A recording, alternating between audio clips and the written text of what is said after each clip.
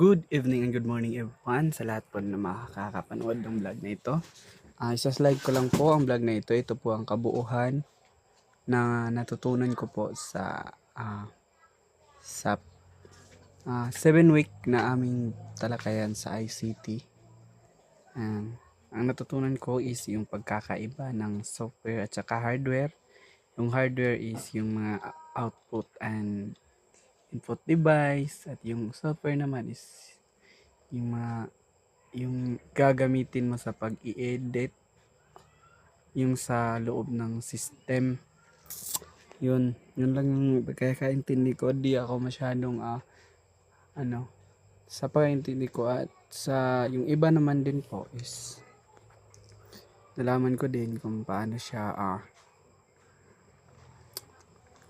iba sa susunod na itong sunod na po ay kung paano ka mag send ng yung ano tawag dito yung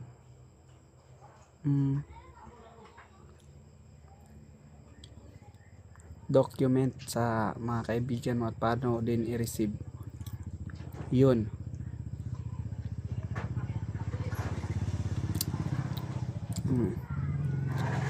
At next naman po ay yung ito yung paano gamitin yung ang tawag dito yung ang tawag dito yung Excel. Ito po paano ni-receive na po ng aking kasamahan at saving na naman din po. Ayun. At dito yung Excel naman po. Paano mo madaling i-total lahat ng mga nagastos mo sa loob ng isang linggo, sa loob ng 1 week o 5 araw. Di siya kabuang Next is yung kaibahan ng Google Slide at yung PowerPoint.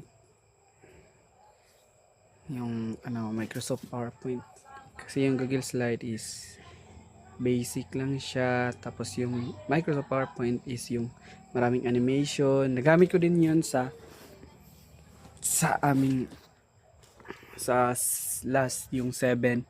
Nagamit ko din yun kung paano gamitin yan. At napakaganda niya, tapos madali lang din siyang